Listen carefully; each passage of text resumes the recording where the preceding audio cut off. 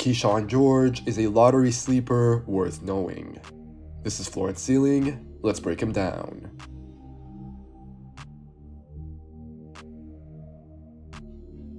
The idea around Kyshawn George is that he can be a wing-sized ball handler at 6'8" in shoes who can make a lot of threes while also mixing in some playmaking. George comes from a less conventional background, having started out in his native Switzerland before moving to France and getting some pro minutes and then being recruited by the University of Miami. The Swiss prospect learned the game as a point guard, but George has moved to the wing as of late, having grown about 10 inches over the last 4 years. Kyshawn averaged a little under 8 points as a freshman, but he was a much bigger contributor than anyone thought coming into the season, so much so that he's now going to be a one and done. George's bread and butter came from beyond the arc, as he made 41% of his threes on more than 4 attempts per game. Those are great numbers for a relatively raw college freshman who was not even a regular starter for the Hurricanes. In terms of passing, we'll dive into this very shortly, but I think some slight caution is needed with George. He's not a point guard right now or in the near future, but I definitely think he is and can be useful as a passer with some very interesting flashes and genuine upside that can be tapped into. Breaking down his three-point shooting, George's percentages go up to 43% on only catch and shoots. That came on nearly 100 attempts, so again, that's encouraging volume, and we see another increase again on shots that were considered open. George made 54% of his unguarded stationary threes, so he's definitely making defenses pay in a projectable manner. We've seen flashes of deep range, meaning that there's confidence in George's shot, even if his versatility still needs to improve. Regardless, being able to space the floor early on in his career will buy the Swiss playmaker minutes on the court. His exact role should depend on the context which he lands in, but I consider George's floor to be pretty safe. Beyond the fact that he's making these threes, of course, it's worth highlighting that the Canes prospect is doing this at 6'8". George's size and skill alone make him translatable to more types of players and lineups, which I think is crucial to keep in mind. George's biggest improvements from 3 are his comfort level under pressure and his versatility. The Miami playmaker is fluid, but his mechanics and release can still get rushed despite his touch.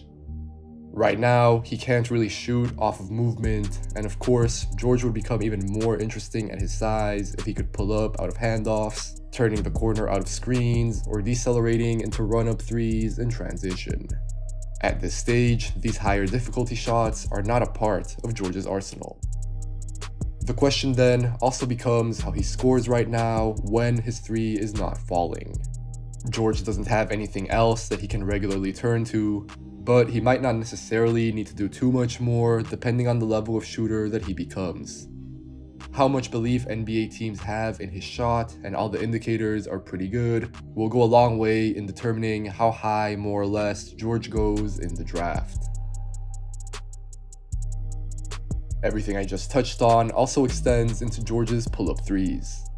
The Swiss prospect shot 35% on his triples off the dribble, which shows enough upside just about on okay volume.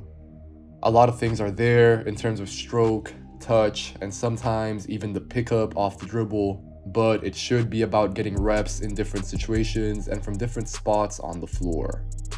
Until now, I feel like George has mostly been billed as a big playmaker type, but actually, I feel like it might make more sense to think of him as a potential high-level shooting prospect.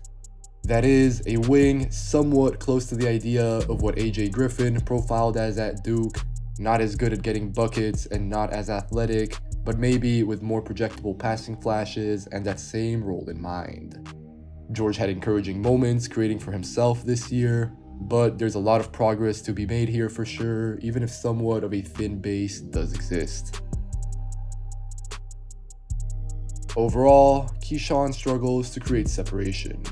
He's not crafty enough breaking defenders down, and as we'll get into, the Canes playmaker has athletic limitations, so he needs to become way more dangerous off the bounce. Playing out of reduced dribbles is the right idea. At 6'8", George has the size to shoot over most defenders if he's able to perfect the process. But still, like I've been saying, it's worth noting that he lacks higher difficulty makes, both catching and shooting, and as we're seeing now, pulling up off the dribble. He's young, so he can progress in this area, but this again goes back to the question of what George turns to in order to reliably score. For instance, I really think that he needs to become better at attacking switches and creating more separation there against bigs. If your vision for George involves him using ball screens pretty often, then this becomes even more of a pressing issue. Speaking of which, let's delve into the Miami Wings playmaking. Right now, George's reads are sort of basic in terms of how he collapses the defense and then sprays the ball out. The Swiss prospect is not overly manipulative or nuanced, but I do think he deserves credit for knowing how and when to move the ball well to the open man. This could be as simple as making the kick out to the wing after a roller gets tagged too aggressively or a defender overhelps, but I like how George always plays with his head up. Kyshawn likely projects as more of a secondary playmaker, but adding perimeter shooting and complementary decision making to a team at 6'8" is already a very valuable outcome. Broadly speaking, I like how smooth Kyshawn plays. He doesn't get sped up, partly because he lacks explosiveness, but also because he almost always operates under control. I'm intrigued by some of the more difficult and creative passes that George made as a freshman. The Swiss playmaker hits some live dribble lobs using screens and using his size to see over the top of defenses. Like we've also seen though, he can get low to the ground as well and deliver accurate pocket passes. Looking ahead, I want George to generate more threes, but this should come probably once he gets stronger and can get deeper paint touches more often. George averaged 2.2 assists to 1.5 turnovers per game as a freshman, which is okay. This stat line probably wouldn't have been as interesting from a 5-star high school prospect, but let's remember, George was off NBA radars until he went to Miami. The Swiss playmaker can facilitate out of screens, but I think what he does most often and most comfortably right now is passing while getting downhill. George isn't traditionally quick or athletic.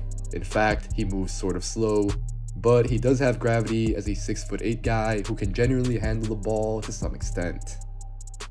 I like the Miami Wings flashes attacking off the catch, since I think that should translate to making decisions using his three-point shooting.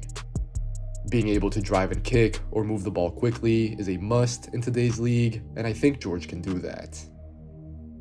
He's also able to play make some in transition, where most of his reads are fairly basic right now, but there's value to how he can push the pace and bring his team up the floor. Plus, as George got more comfortable in the American game, he was able to show off some creativity. Right now though, we need to know that George needs a screen basically every single time in order to create separation. Even then, it's not guaranteed that he'll get space against his defender. The hope might be that this improves with NBA spacing, but I'm not sure that's the issue. It might be as simple as George lacking an explosive or even a decent first step. He's unable to beat defenders consistently in space, and he also doesn't have the means at all to play in traffic right now. Kyshawn's numbers at the rim are very improvable, like we'll dive into, but he can't even get there or deep into the paint that often. George can't create advantages or get to his spots consistently at all. He lacks the necessary strength and speed, even though he does have the size and length. Touching on his handle, it's not super dynamic or anything, but I think it's okay, and those two other items are more limiting. Everything I just touched on shows up with George's turnovers, which can be explained through a lack of strength, a lack of explosiveness, or a lack of ball security. It's not really that George makes bad reads, it's that he cannot gain access to many reads right now due to his limitations.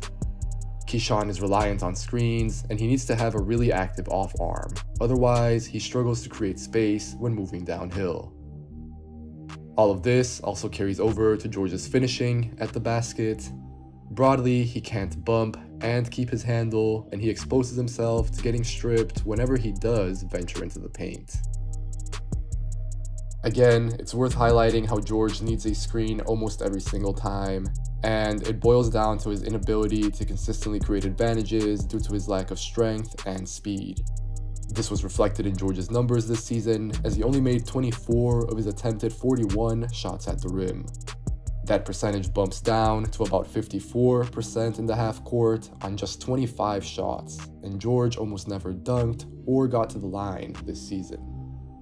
This inability to play downhill literally limits George in everything, be it driving, passing, or scoring.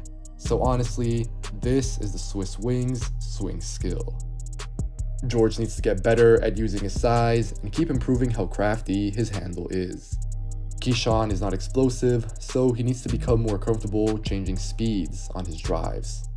Once he bulks up and betters his handle, then his balance should also improve and he'll feel more comfortable going into the paint. In the future, even if George can only do this attacking closeouts or in a straight line, it should still be pretty useful for a 6'8" wing who can shoot threes and make some passing reads. But again though, we need to remember that these more positive signs at the basket were very scarce flashes with only 13 makes in the half court. Maybe some of this could be offset through some off-ball uses, but George didn't show much activity away from the basketball at Miami. He's not a rebounder, averaging just 3 boards per game, and he's not much of a cutter either. Plus, whenever he got the ball on the perimeter, either he shot it or he moved it rather than attacked off the bounce.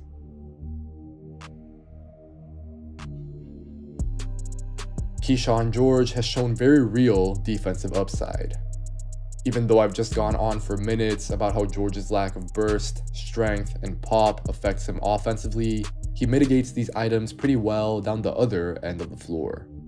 It's fair for teams to want more production maybe. George only had 27 steals and 11 blocks in 31 games, which is improvable, but I'm looking past only the numbers and focusing on the process, which I largely liked.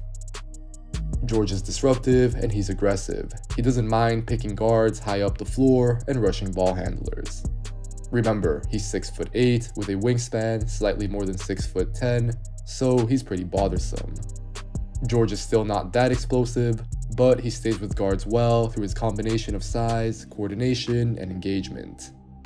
It's on this side of the ball where he's much better at using his height and his length as he covers grounds and bothers handles with his range.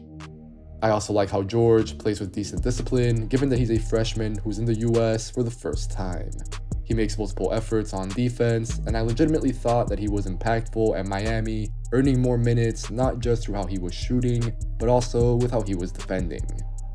George fits where the NBA is headed with his appealing positional size, decision-making, and outside shooting on at least low volume, and of course, with his defense with that potential to bother both ball-handling guards and wings.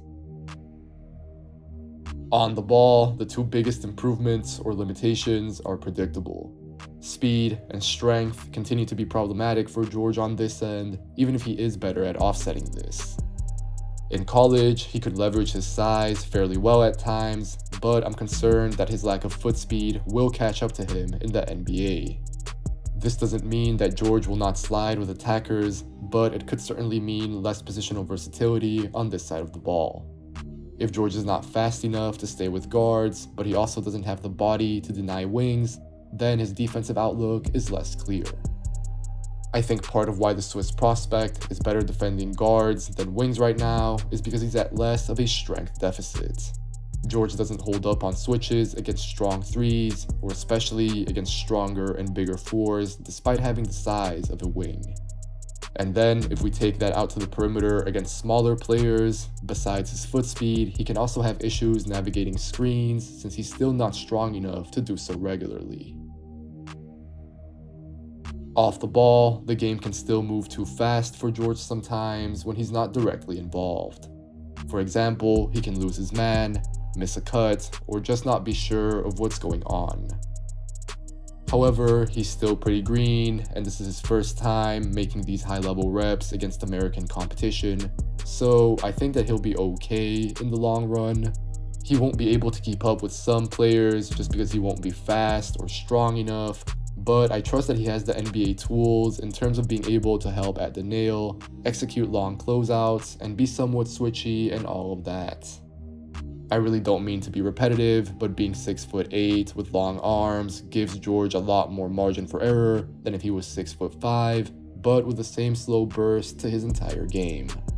Looking ahead, I'm feeling optimistic, but the hope should be for this to eventually translate into more steals and most of all, more blocks, because the weak side rim protection is almost non-existent. Kyshawn George's baseline in terms of three-point shooting, facilitating flashes, defensive potential, and physical dimensions are very much geared towards what the NBA is right now.